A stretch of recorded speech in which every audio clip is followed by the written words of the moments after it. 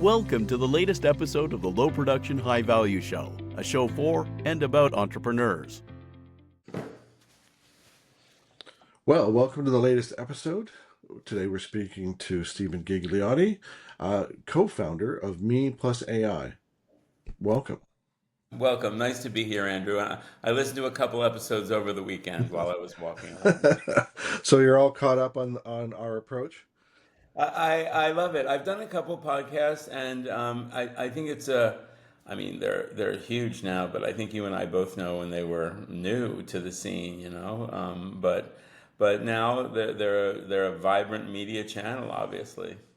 Well, I remember listening to, it was precursor, but like Ricky Gervais and Stephen Merchant talking with Carl Pilkington in the UK, and it was more like you were listening to a pre-recorded radio show.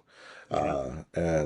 But those were the very early days. So Yes. Well, and also now it can give insight into so many topics, and there's something about audio too. It's more intimate. It's more personable, really, in many ways. Yeah.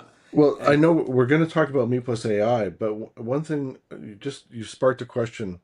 Um, so if you're for those listening, or even if you yourself are familiar with the podcast Diary of a CEO, yes. and he was Stephen Bartlett was recently talking about how important video was to the podcast, Yeah. especially for promotion, Sure. clips from his guests, and so on. And it just speaks to this idea of the I'll call it the irony that podcast, Yes. an audio medium, Yes. relies on video for promotion. And I'm just wondering about how important video has been for the promoting the Me Plus AI community and peripheral content.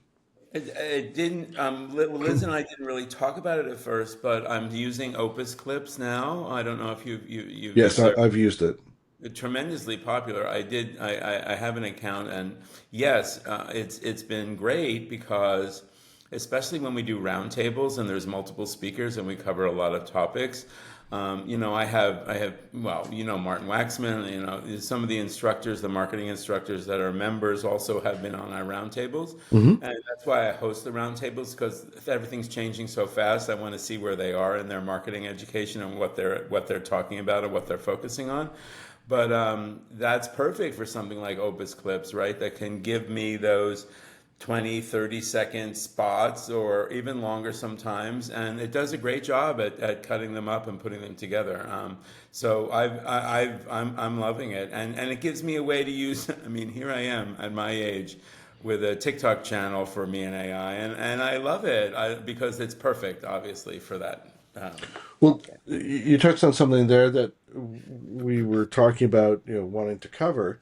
Um, when you're talking about some of the roundtable guests and talking about how education has changed, you were doing course development for the University of Toronto's continuing education, and then later you were doing some course development and curriculum development for the Canadian Marketing Association, and now you're forming a community of practitioners from beginner to, I can't say that to pro because it's Right. for AI because it's still so nascent. But Sure.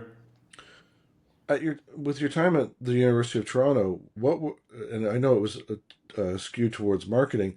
What was the emphasis there in terms of what the school wanted the focus to be on in terms of marketing at the time? Well, let me give you the whole story here because the only reason, I mean, I don't have credentials. I'm very proud of the work I've done, but I do not have the credentials to do the work that I've done in many ways. I have an associate's degree in culinary arts, and so I can whip up a great béarnaise, but I'm not the doctor of education. But But you can do it on video for social. Yeah. And also, I'm one of those people that I'm determined to do it right if I'm going Right. to be given a challenge. So it wasn't just like I wandered in and the U of T just grabbed me off the street. No. I was I was guest lecturing for digital marketing courses for, my gosh, I want to say 5 years on and off, 4 or 5 years. And I was guest lecturing, and to be honest with you, the first ones kind of sucked. Like they were bored, they were on their phone. I was like, wait a minute here. I wasn't demanding the rapt attention I was expecting from the students. Don't you know who I am? Yeah, exactly. I have something to say, but I did keep at it, and then I was at Cineplex at the time, and I was working with experiential marketing builds like lounges and stuff. Most of them have kind of gone the wayside now, but it was more digital experientials and digital signage Right. networks. A lot of people don't know that Cineplex ran the Tim Hortons screens and also the Rogers store screens. So anyway, Mm. I was very involved with the digital out of home media for a long time. I was working at Cineplex, and we had these great renderings of really cool mall installations, and we had just put one up.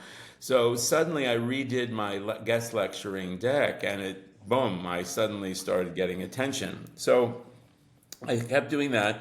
And one day the assistant dean, I forget her name, can't remember, called me in to meet with the head of learning innovation. I just, she asked me to review their marketing curriculum, their program, which I thought was pretty, for me, it was like, where, really? So I'm from New Jersey. I'm going to tell you what I think, lady. So, Are you so I went sure? back. Are I you sure went you back. want to know? Yeah, I went back a couple of weeks later, and remember, it's U of T. It's kind of, it was for me a completely new experience because I'm an agency guy, New York and Toronto for 20 some years, kind of thing. So Hmm. higher education was new to me. Fine. So I go in and I meet with her, and I was like, if you want me to just sum it up here, your course catalog has, conflicting course descriptions, like the language is over the place. But the one thing that jumped out at me is you have not made one mention of mobile media or mobile marketing in any of the course descriptions. And she was I didn't, I wasn't damning critical, Right. but I said also the course descriptions are confusing. There's, and I said, and so anyway, 2 weeks later, the program director and the head of learning innovation came to meet me at my media job at the time. And my boss, I remember saying, they're going to want you to teach. And I said, no, I have no credentials to teach. Not only did they want me to teach, they wanted me to develop a 3-course certificate. But here's where a little tie-in comes in. Martin Waxman had just abandoned or stepped away from this role at U of T for whatever reason. And Martin and I are friendly, and of course he's very well respected. He's a great guy. But Martin was kind of moving on from the U of T School of Continuing Studies, so I took over the project. So just to cut to the chase, it was really heady for me because I was like, oh my God, I cannot screw this up like now. So not that that's a credential or anything, but I really leaned into it and I loved it. And also I got to work with the head of learning innovation at the time of U of T called Tino Corsetti, who was a great guy. And unbeknownst to me, they didn't tell me at first, they were trying out a new LMS, a learning management system. So the old one was Blackboard that everyone was using and everyone hated. And little beknownst to me, I was trying out this new multimedia platform. It was like video, like it was much richer Hmm. in terms of the interface. Now, this is a while ago. This is 15 years ago. Yep. So, but anyway, I leaned into it and I got to work with amazing people, and it was very structured. Andrew, you know what I mean? It's U Hmm. of T. I was closely monitored, but I loved it, and I loved working. I loved recruiting subject matter experts, and I loved working collaboratively because I wanted my whole approach to education in general, and it wouldn't be a surprise considering my history, is applied, right? Working marketers teaching students Hmm. how. the job is done. Really, I mean, yes, theory, yes, of course, textbook stuff, but at the same time, I always like the lens of applied learning. Were you, but I guess to sum it up, Yeah. were you talking about marketing on mobile or mobile enabled marketing? Both, and also just in many ways, when I started at U of T, the traditional media still held court, right? We were talking print, direct mail. I mean, look, I get it, but you're looking at an old man who's on TikTok 3 hours a day. So I mean, you go Me where too. the yeah, well, you go where the eyeballs are if you're marketers, right? You know what I mean? That's just the nature of the beast. So in many ways, I couldn't imagine the U of T doing any kind of marketing curriculum that would not take in mobile media or mobile, consumption at that point. And then once we got started, it was kind of a challenge because we did the first course, we launched it, and then within a year, Andrew, you'll remember when Facebook started launching stories, like all the different permutations of social, and we kind of forget it now, but it was changing quite substantially over, in the early days in terms of what you could do on the platform. So we had to redo the curriculum within a year to some degree. But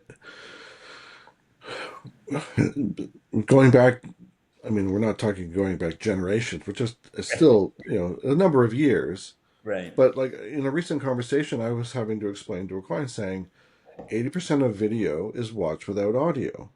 Right. And the majority of video consumption is on mobile.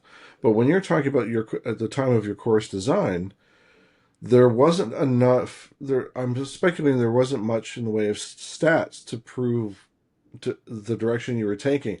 Like you were speculating, and I'm not taking anything like Yeah. that. Like you saw someone said there, you're missing something related to mobile.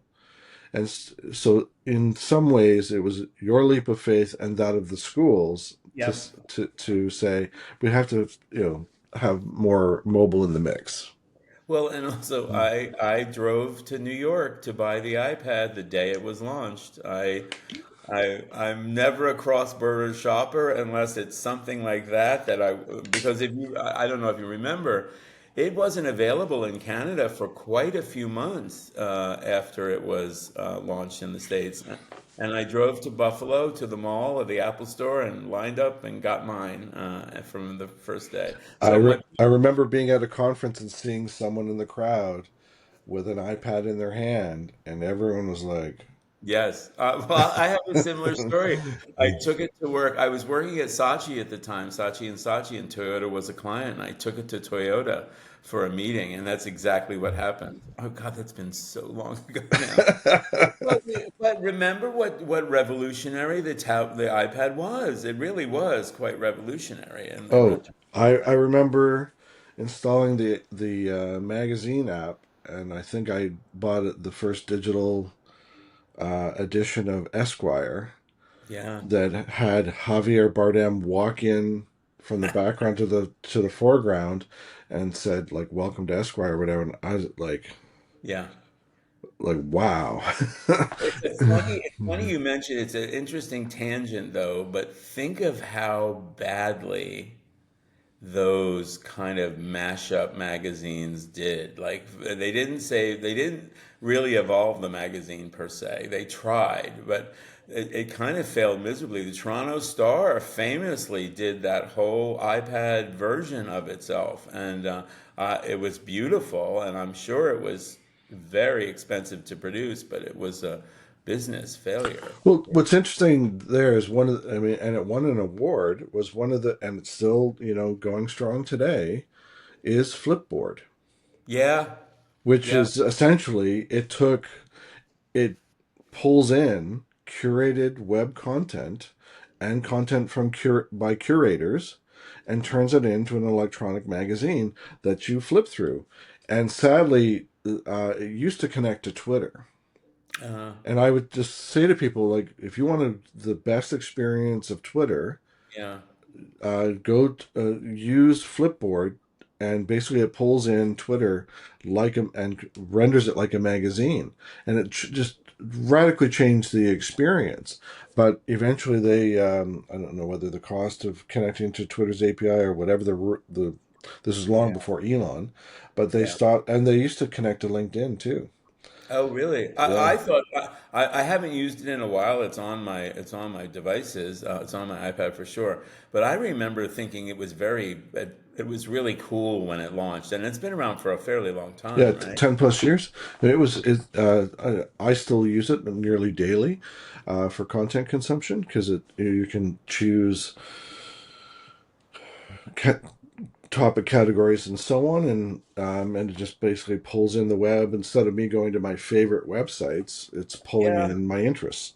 I'm glad you mentioned it because I'll check it out again because I do think those kind of platforms where it's kind of curation at the same time that it's feeding are really important now. We're all in silos in many ways, right? Even Yeah. though we have all these social tools, like Well, this is maybe a tangent, but we get approached by different vendors who have like what I refer to as a Swiss Army knife of tools, like right, this, one tool to rule them all. And right, inevitably tell them every time we've gone down this path, we find out that there's trade-offs, or yeah.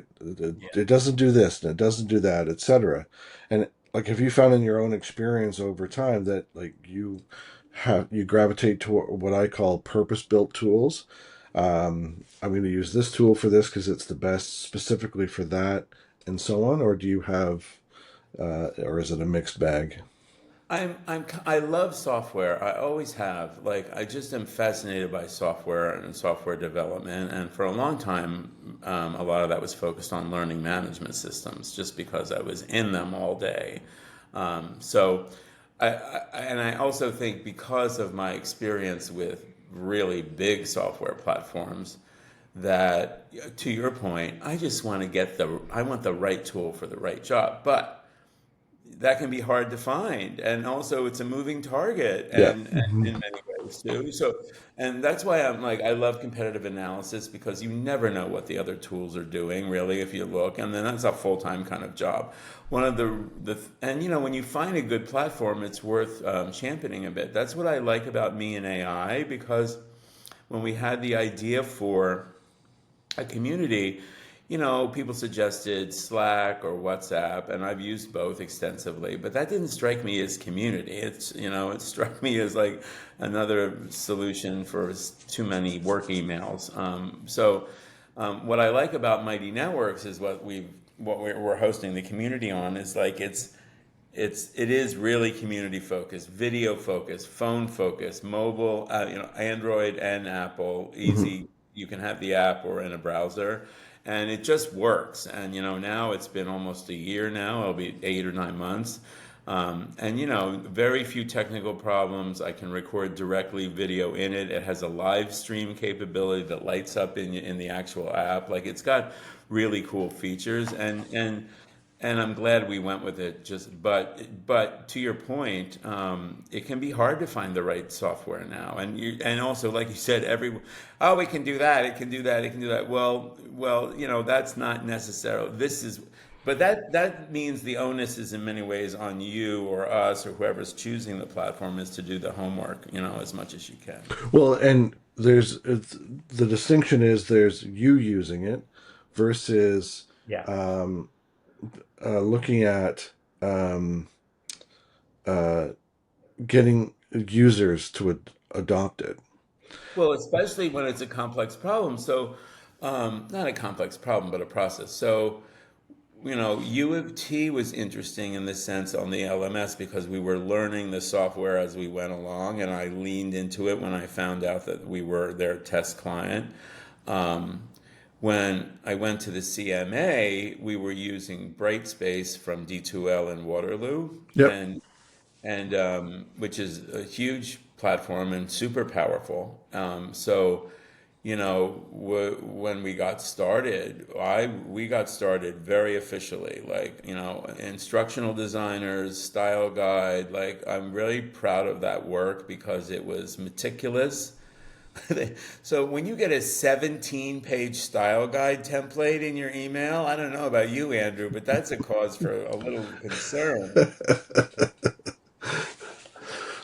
Well, it just speaks to, as a fellow instructor from the University of Toronto, and I used Blackboard at OCAD University first, and then Yeah. to at U of T, and when the platforms have evolved over time, and like you had two stakeholder groups, you had the instructors who had to work the platform. Then you had students, and sometimes you were, whether you liked it or not, technical support for your students.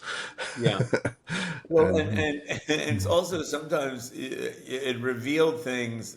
I remember at one point at the CMA, the student was incensed that she got a demerit or minus off a score because she submitted late.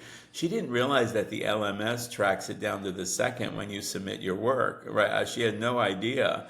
But it also, those platforms are almost, my challenge was, I'm rambling here, but I got to the point, is the reason we were meticulous in about it because I wanted to make it as seamless and consistent as possible, because I wasn't just creating a course, I was creating an entire program from the ground up.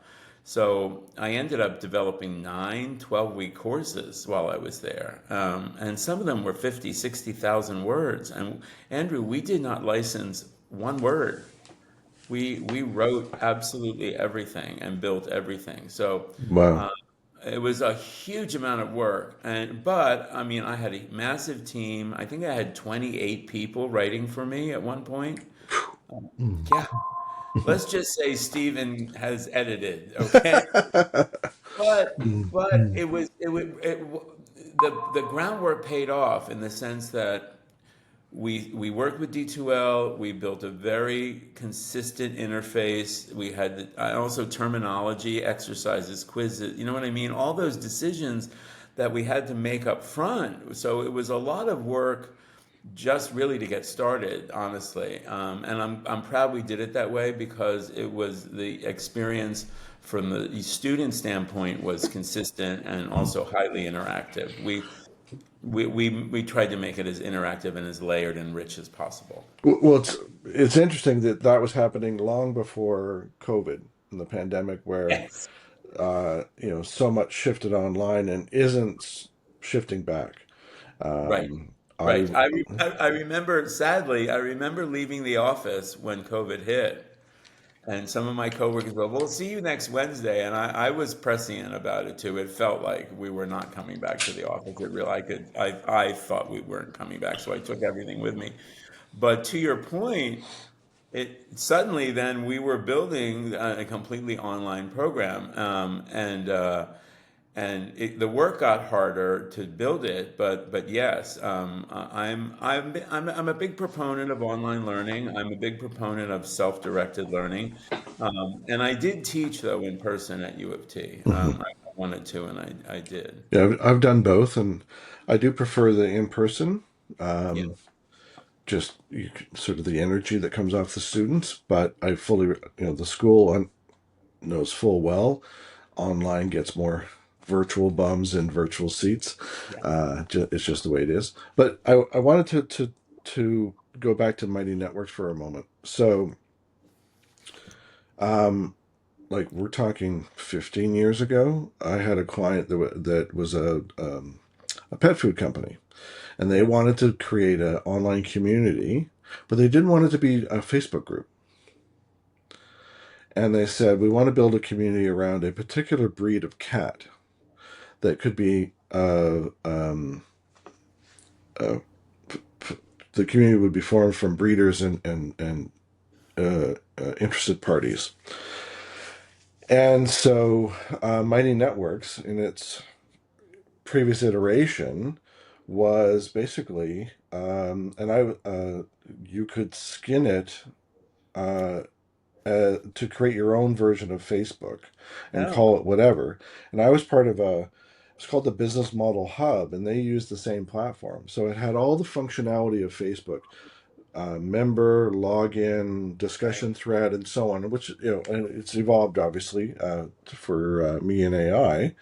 But it enabled anyone who wanted to sign up and pay whatever and so you would end up having your own social. Basically, it was like, buy your own social network. Right. Well, And I think there's a real, I don't know. It's funny. I started to write about this, but I don't know if I will. But um, Facebook has become very sad lately. I don't know. I mean, and I don't mean to pick on any platform because I'm on all of them, but it just feels like ridiculous now. And the reason I'm mentioning it is because, you know.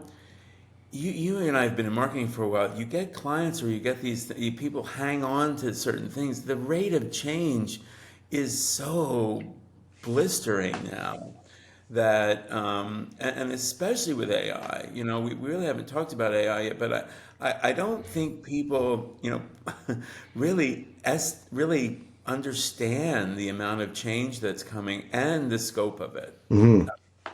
So it's sad when Facebook seems quaint now, but it does. Well, I often have to remind them, saying how you use social Yes. is not necessarily how those you're trying to reach use social. And I mentioned earlier about 80% of videos watched without audio. Yeah. We had sent an animation that's meant to be used as an ad, Right. specifically for Meta. And they said, "Was I wrong? Was there no music with this, or did I not? Was my my audio not working?" And I had to remind them, having told them previously. Again, it's watched. 80% is watched without audio. We can put music on it if you want, which Right. we will, just to appease them. But we built it in anticipation that it's 15 seconds promoting their product. Right. And so not to get hung up on the whole music part of it, because I wish I had the number, and I'm gonna look it up because it didn't shock me. It just would reinforce it. To your point, the amount of people that also watch video with closed captioning on, even if the audio is playing, it's like muted or as well. yeah. They're not listening. They're still reading, is amazing. And yeah, I think. It can be hard sometimes. You have clients that want to move quickly, or you have students and marketers that want to move quickly, and it always seems to be a bit of a balancing act. Yeah. But I'm hopeful that people will lean into the change coming because I really lately now I'm more and more interested in the societal changes as well as the educational Hmm. side. But I keep telling people too that being a part of this means helping the world deal with it. If you stick your head in the sand, you're not helping yourself or anyone. And for marketers too, I'm sure there are marketers, they're like, another channel, another platform, I mean, even young people I know, I'm not on TikTok. No, I'll never be on TikTok. Okay, well, okay, good for you. Yeah. Congratulations. You do you. Yeah, exactly. But I want to be where the people and the eyeballs are. And just to finish up on TikTok now, I've been on TikTok, I don't know, 6 years, five, I can't remember, a long time now. But it was amazing to watch the big brands in Canada start dipping their toes in. So like RBC, TD, the banks, Ford, I think. Now, I don't know if you've seen them lately. It is so slick. They are like, it's a Stanley Kubrick production now. You can tell that they're really focusing, especially the banks lately. Oh yeah, I had a run over the last couple of weeks where I would open it and it's a TD ad, Yeah. and her first name is Laura. She's Canadian, and she's she does corporate humor content. She Right. has 2+ million followers. She's done On her brand own, you mean? on her own. She does Yeah. brand collabs. Well, now they hired her to Yeah, host a talk show, a TikTok talk show, talking to other influencers really. about finances and investing. And that's the ad content. And I'm sure they have longer content, but to your point, it's like right in your face. Yeah. They're like you launch the app and there's a Canadian brand. So what is that? What do they call it? That's an interstitial when you can't go past it, right? Like, and TikTok didn't used to do that. I don't think that's relatively new, isn't I it? think they spelled money. Yes. Well, and they also smell money, and they have millions of active daily users. Like, to be fair, I don't know whether I'm proud of this or not, but I was in Florida recently with my father, who turned 88 on his birthday, and I was like, "Dad, don't you want TikTok?" Because he's watching Reels. I was like, "Don't you want TikTok on your phone?" And he goes, "I don't know, because he's listening to the Fox News Chinese spin of it all." Yeah. Fine. So I put it on his phone, and I've created another doom scroller. And my 88-year-old father, he made a point of saying to me the other day, "Yeah, I'm really liking TikTok." Well, I mean, the joke is that um, whatever you see on TikTok today is going to be a reel on Instagram in about 2 weeks. Well, And and now I'm sending TikToks to my boyfriend about fashion stuff too. So, I mean, I just think that I think, and I mean, I'm not the first person to say this, obviously, but um, the speed at which the algorithm knew who I was back in the day, and like you know, and I mean, everyone's different, but I've always felt a little. I'm never. What did Groucho Marx say? I wouldn't want to join a club if they would have me as a member, kind of thing. I've always been kind of an outsider in my mind, and even though I'm not, but the speed at which the TikTok algorithm knew me, like gay rights, cooking, some fashion, but tech, like boom, boom, boom, like suddenly it knew me, and yeah, it still does. and it just keeps serving it up. But I mean, my daughter and I have similar sensibilities, sense of humor. I Yeah, mean, yes, she has different interests than I do, obviously by age and gender sure. and generational. But the amount of times we've been sending TikToks back and forth to each other that the other has seen because our For You pages are so similar, because Right. the algorithm, and so like constantly surprising us. We'll be back in a moment. And now, a word from our sponsor. Social media has become an imperative for almost every business. Discover how to successfully implement an effective social media strategy that is supported and integrated throughout every part of your organization with this essential book from our host, Andrew Jenkins. Social Media Marketing for Business, Scaling an Integrated Social Media Strategy Across Your Organization is now available from Amazon or KoganPage.com. Now, back to the show. But I mean, I've told people, I said, listen, you will discover there are things that you are interested in or content you enjoy that you never would have dreamed of or could have Yeah. predicted. So, Yeah. I mean, my father had horses.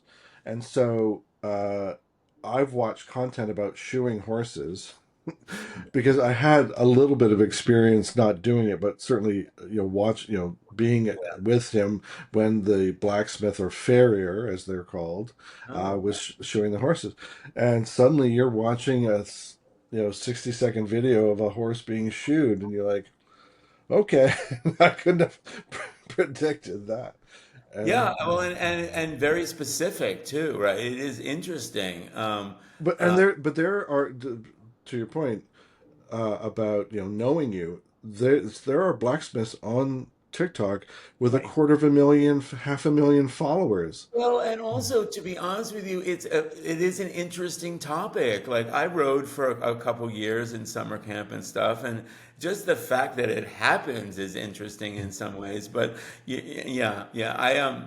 I also, and I don't know why I'm mentioning this, but I absolutely felt it. LinkedIn is suddenly much more vibrant too as a community too. I think Well, like they're supposedly trying to adopt a yeah, TikTok like for you page, yeah, where it's going to curate content for you, where you're not necessarily having to follow the person or a particular topic. right. And also with the latest or one of the recent updates of the mobile app, there's a dedicated feed for video alone.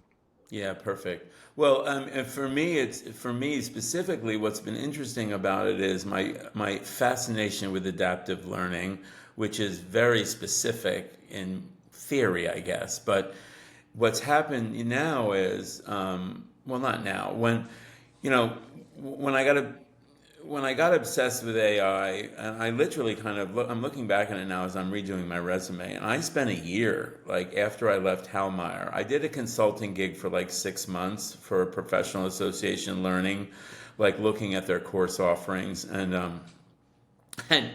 to use the term dog's breakfast is being complimentary because I came at that discipline, very structured, very like it has to be clean, it has Yeah. to be organized. And then I would wander into this association's learning offerings and it'd be like 30 course templates that no one ever finished, or like, you know what I mean? And then Good. no standards, or we hire the old white guy to stand up and do a 50-minute lecture and record it And call that a course. and call that a course, but the minute one thing changes, you know what I mean? You're not putting, and for me, we did layered content, so we would never do that. And I canceled 45-minute lectures because first thing I learned well, not first thing I learned.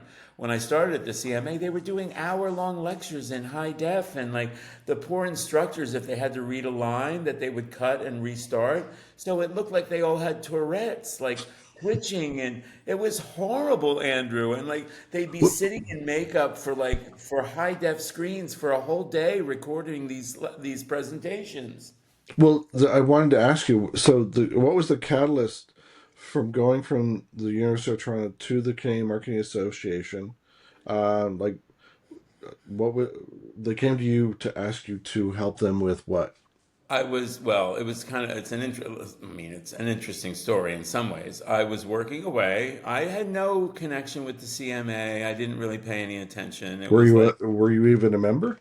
no, no, no. I was aware of it. I went to some events, but like I was kind of like an old, I didn't, it's like a country club kind of thing Right. situation. But what happened was, Tino Corsetti got what's it called when a recruiter company had a profile? Like he was sent this profile from the CMA who was recruiting people. So I met the recruiter. She was like, a cougar with the brown suede pants kind of situation. It was, I think she was impressed by me, and I beat out two PhDs for the job. So, but when I interviewed with the CMA, they were like, no, no, no, you have to resign from the U of T. And I was kind of upset because I was looking forward to teaching the last course in my Mm. certificate. That my certificate still taught. It's been updated a number of times, but my certificate was multimedia storytelling and omni-channel marketing, and it's still the certificate is still taught at the U of T. So I'm very You proud. built the foundation. Yes. So then Mm. when I joined the CMA, I remember being on the streetcar home after like a week and thinking to myself, what have you wandered into here? Because they had a lot, they had money, TD Bank, Foundation, it had been on the program had been talked about for years. Like we were getting ready to build it. We had to build, and they had nothing. They had nothing. They had this woman that was hired as a consultant. She did one of the, I tell this story, but I think it's funny. Maybe it's not. She had worked for a year to map marketing skills to like roles. And it was one of those stupid spreadsheets, Andrew, that you've seen in your life where it's like 300 rows, 250 columns, all 9-point type, and the document only serves the actual author of the document for some reason. Like there was no, I looked at it, I was like, well, this is not a design for anything. So, What's the actionable insight? What's the so what of it all? yes, and also she wasn't a marketer, so she didn't. Anyway, Right. so I designed a program, and then I went on an internal road trip. I did many, many presentations. I designed a three-course core curriculum, and then an elective, and then a capstone summit course.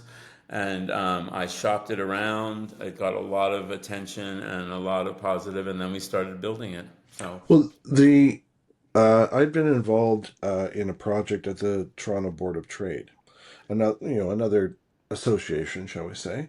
yep.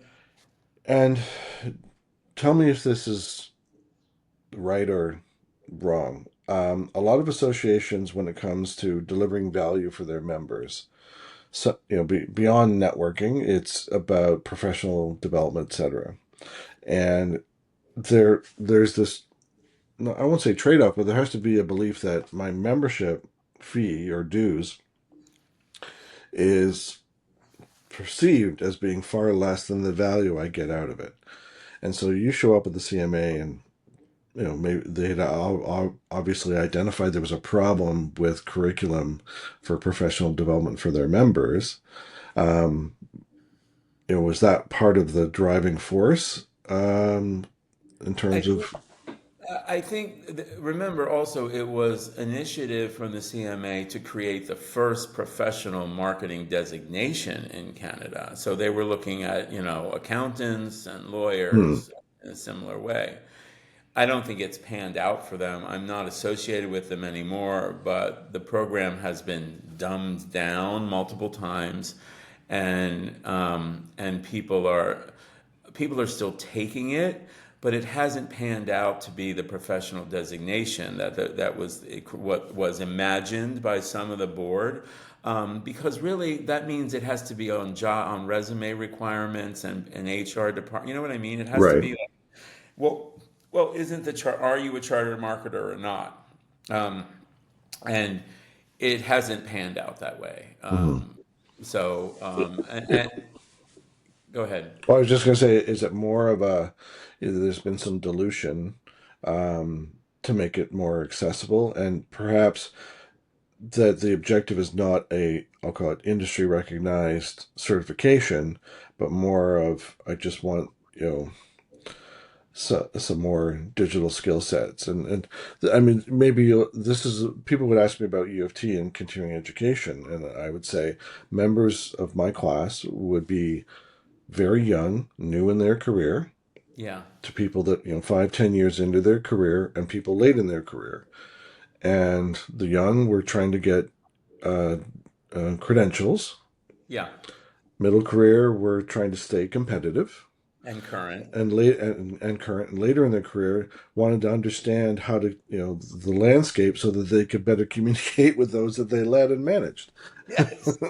And that's a really good summary. I think at the CMA we took it all very seriously, and I had really great developers and instructors on the team. So it was really designed to be a post grad professional curriculum, very robust, and we delivered that. I think the world has changed at the same time too, whereas um, on the one hand, a professional designation in marketing is not really perceived as necessary per se. They haven't made much traction in that. And then, honestly, the way learning is structured now, I personally think, and that's why I'm fascinated by this too, that we are on the verge of a major change in education with AI. The idea of an endlessly patient tutor riding around with you, is already shaking up the institutions. And even the major LMSs like Brightspace has AI built in. These tutor functions are already built in. What's interesting to me is, in many ways, how do you take the way that you used to develop curriculum using subject matter experts and get their actual real world experience and add that onto a AI empowered tutor, Hmm. that area. And also, I'm a proponent of applied learning, which means anyone can read academic papers, but now we have this major democratization of knowledge, really. And I don't see how education does not get reinvented completely. I really Well, don't. so was that the spark for the me and I Yeah. AI community? Was less about, uh, uh, when I say this, I don't mean to diminish it. It was less about, okay, providing a platform for education and more about forming a community of people accumulating knowledge and sharing the knowledge. Because other than the people who work at the LLMs, Yeah. there's it's not a world filled with experts. If No. like, No. uh, so No, and I think because Liz and I have both taught, and and for those watching and listening, Liz Oak is your co-founder. yes, Liz Oak, and I are the co-founders. We met at U of T when she was instructor of digital strategy, and she's a great teacher, and she and I were of the like mind, whereas, well, okay, we're so interested in this. This is happening. We both didn't want to teach again per se because we had it. We had done that. Mhm. I love teaching, but I also like to pay the bills. So, and I don't mean Mhm. to flag, but But you yeah, know what I'm saying here. Also, after 4 or 5 years of developing curriculum at the CMA, I was just wired. I'm still wired that way, and for that interest. So we created the community so that especially people who are interested in marketing or staying abreast of marketing with AI, at the same time talking directly to instructors and marketing instructors who are just trying to keep up. I ran into Martin Waxman actually over the summer at a book signing, and we were just hanging out and having a glass of wine, and he was bemoaning the speed of which, he's trying to keep his newsletter up to date, and that's one of the reasons we actually don't do a newsletter. I treat the feed of me and AI as like an right. ongoing, publication. So I mean, we're doing me and AI is kind of an organic thing. It's not, we're keeping it free. I haven't monetized it. We'll see how long it goes, but it's very interesting because people say great things about it because we're just doing it, for the community, and I won't ever regret doing that. Well, and I think I am at full transfer. I'm a member, Yeah. but what I think part of the value is as you were describing earlier, like it's challenging to keep up. It is moving so fast. Yes. Having lived through the .com era of the 90s, that moved pretty fast. There was a lot of hype. The pace of which by which AI is moving is, I mean, 1,000 times faster, and the hype 1,000 times. But by making it a community first rather than a platform, I'll call it to educate. I mean, Yeah. education happens, but you're tapping into the hive mind of the community Yeah. so that everyone can contribute and help. Like as they say, that a rising tide raises all boats. So, Well, yeah, and I'm very proud. It's incredibly diverse. We have data analysts. We have, in fact, someone who just joined, who I met recently, Roanny Levy. She was president of a copyright agency, CEO for like 20 years. It's fascinating, her perspective on copyright issues and oh content. yeah, a valuable perspective. Well, exactly, and that's what really such a dork. That's what really turns me on, the fact that these people are in our community, Yeah. and so we'll see where it goes. But yes, the pace of change is, and that's what's scaring people too. People are just nervous about their jobs, and I get very stoic when I talk to people like that. It's like, you know, focus on what you can do and what you can control so that and that's why just using these tools and getting comfortable with what they are and what they aren't is an important thing. But yeah, even last week, look at it, Anthropic just casually launches a beta of a program that's going to be able to control your screen. Now, I knew it was coming in theory, but they like casually launched this like on a random Thursday evening, and like we were talking about in the site, is everyone ready for this? Like, is my computer going to book my trip to Belgium using Expedia while I'm out of walking along the lake? I mean, Anthropic just gave us Jarvis. Yeah. But in a very non-flashy way, like, oh, by the way, here's a little thing we were working on. Yeah. Well, and then it's sad, but another reason for me and AI too is to keep it kind of authentic. What is really happening? It's scary that this whole disinformation area disturbs me in many ways, but I understand it. But at the same time, I do think I've been saying this lately, and I'm going to write about it on Substack too. What what I think people don't see coming or understand, and I'm not trying to predict the future, but I just trying to give us some sort of perspective and balance because I think about it all the time is this is only going to make human to human interaction even more valuable. That's when the machines can do all the grunt work, and Mhm. I'm what I'm saying here, Yeah, the ability to stand up in a boardroom and convince and sign a deal or pitch an idea, and even that factored into the CMA. To be honest with you, when we were designing the Charter Marketer program, I met with people who were on the board of Schulich and other big MBA programs, and they would privately say things like, "If I see one more kid that can't stand up and do a decent presentation." And in marketing, it is the business of convincing and persuasion. persuasion. It really is in many ways, and that's why I do say this. I'll say it one more time on this podcast: is we are living through the revenge of the liberal arts majors. If I have a T-shirt line, that's what it's going to be Well, because we talked and about it before.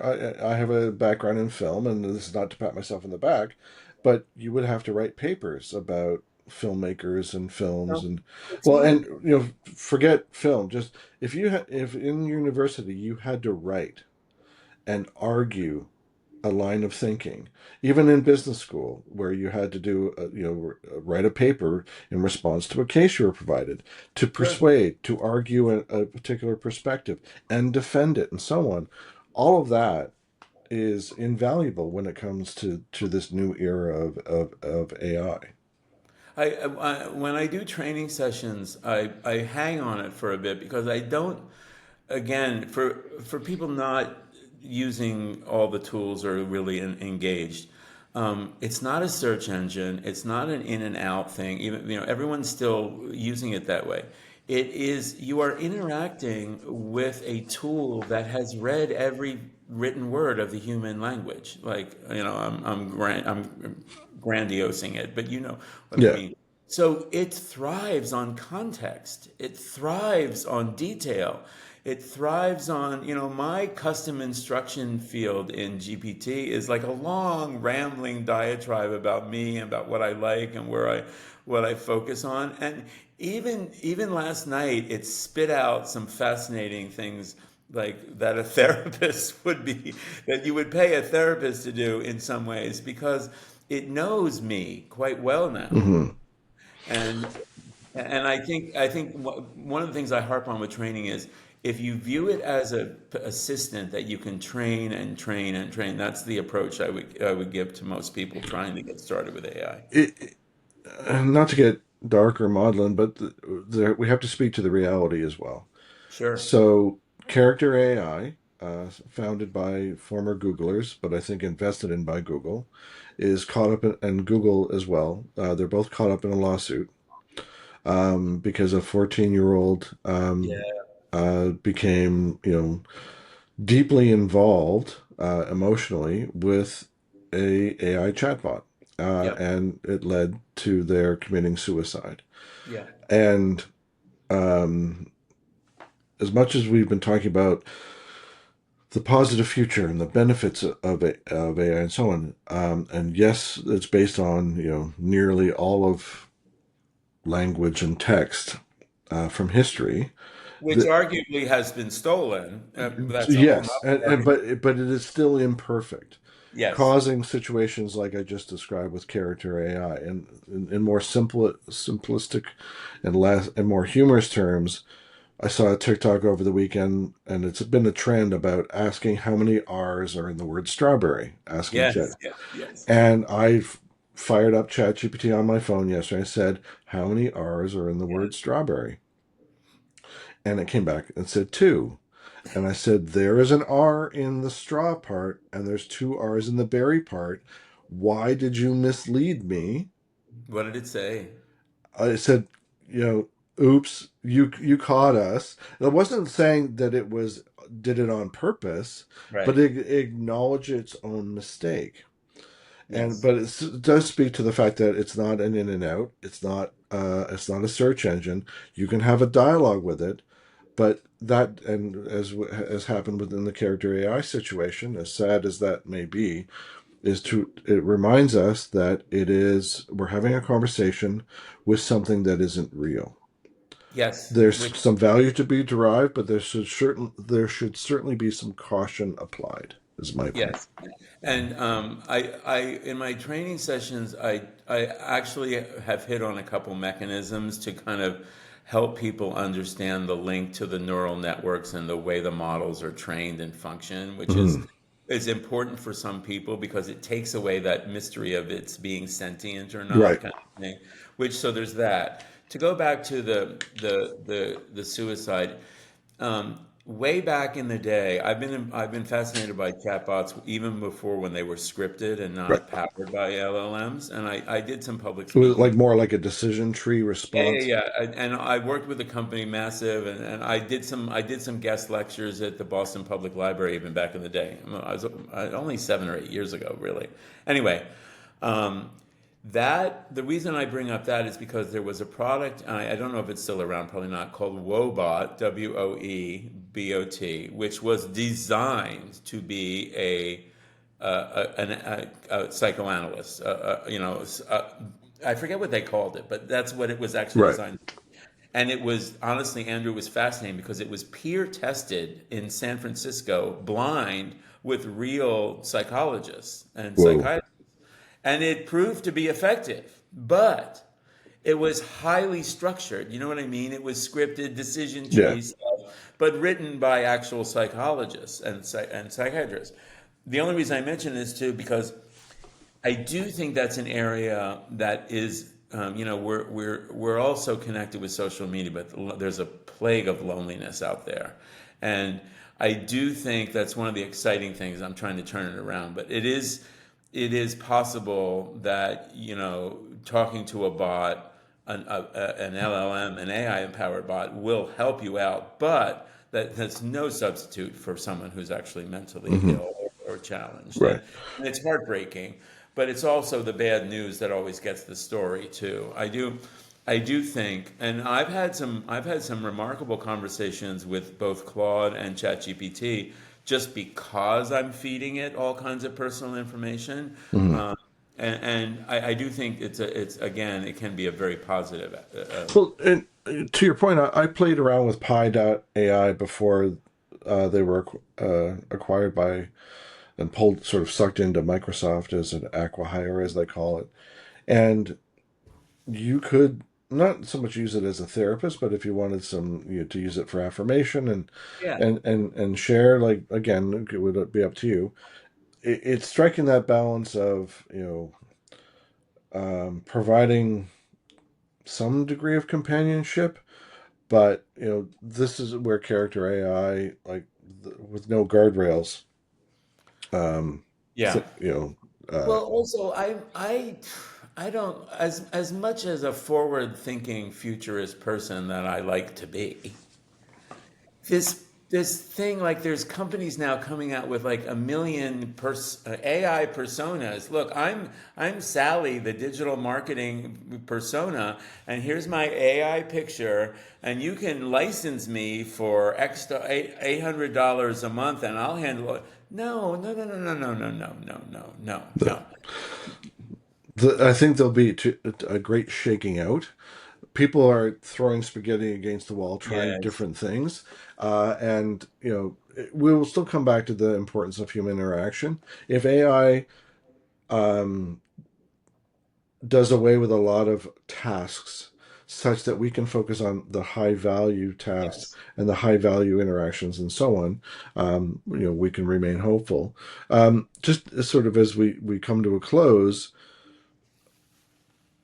two things. One, what are some of the concerns that our folks are bringing up in your sessions about AI?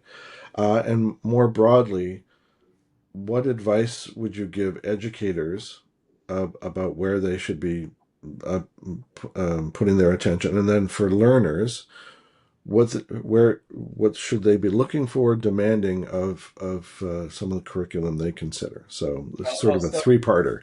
Yeah, I'll start with the learners. I mean, I would just insist on current topics. I mean, and I feel for a lot of people that have taught marketing or developed marketing. The basics are still required for sure, but now just the way you're teaching has to change. And I've been saying this. What's funny is I've been pretty vocal on LinkedIn, and I've been writing about the adaptive and my enthusiasm for it. And now I'm connecting with people around the world about it. It's like fascinating. Really like learned, well respected educators I'm connecting with on LinkedIn who are interested in what this evolution is going to be, and it's you'll get it because you've taught, but for many people they won't get it, is we have to reimagine the assessment strategy. You Yeah, can't just ask for the answer, because the answer is going to be spit out in 15 languages in a second if you do that. right. So But you have it's to understand what the answer means too. exactly, and what was the process to get you there, right? So there's that. So from a learner's perspective, I would want to strive for that, but at the very least, don't teach me from to be nasty. I went back to the U of T and said, "Can I come back and teach?" This is after the CMA, and they're like, "Yeah, here's a textbook from 2017, Foundations of Advertising. If we get enough enrollments, will you teach this?" I was like, "Thank you, but no, it's all right." No. So there's that.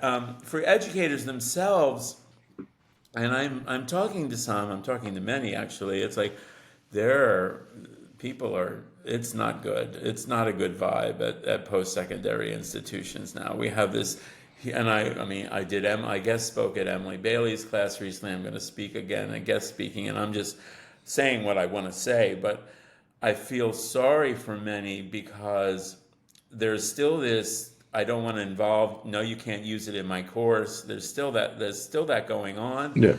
And of course that's not, they're still going to use these tools, the students are, let alone in high school, right? Well, and changing curriculum is a lot harder and takes more time and involves more stakeholders than the Yes. rate of change in the marketplace. Yes, Gia, And that was very well spoken, and you did it really well, because it's Mhm. very slow and tedious, especially for foundational stuff, and especially for courses with 400, 500, 600 students in them every all the time they're offering. So there's that. To go back to marketers though, like working marketers, and working people in general, you know, find find a way to improve your job performance now. I've been using this in my sessions.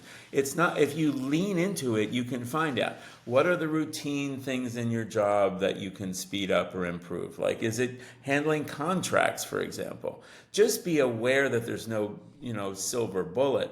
I sat in on a webinar, it was fascinating, another one from the Human Feedback Federation. It was Stanford lawyers talking about legal hallucinations from LLMs, and honestly, Andrew, it was eye-opening. It was in many ways, because there were actual lawyers arguing with LLMs that had created case law that didn't exist.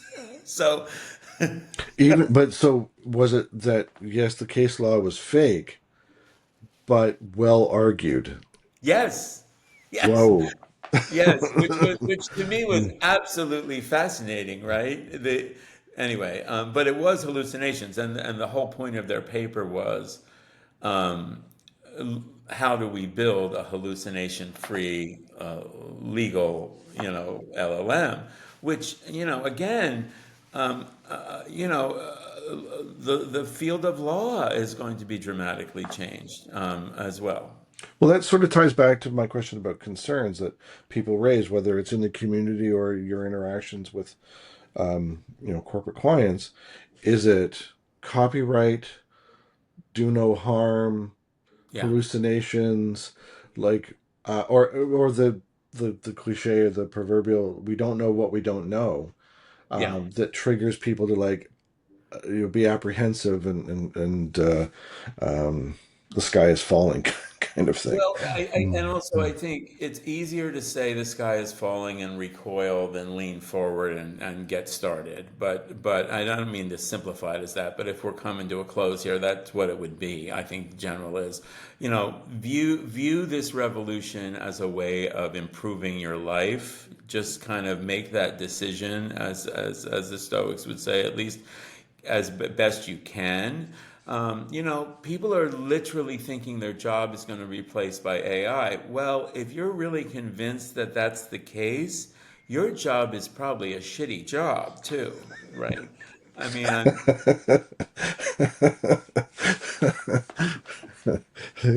Give me your tired, your poor, and those with shitty jobs.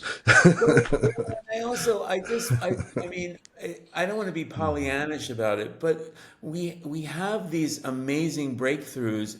In my mind, it gives us a chance to fix the problems of the world, or at least improve our lives. Like what can we do so that people, are sure of a living wage? What can we do to fix problems in bias and racism and those sort of things. And also healthcare. I mean, like the fact that an LLM can scan through 8 million mammograms in a heartbeat, let's view this as a positive revolution. And if you make that mindset, you'll figure the steps Yeah. that lead you Well, there. I'm with you. Like when I think about, okay, having, cancer has touched everyone in their Yeah. life, whether directly or through family member or whatever.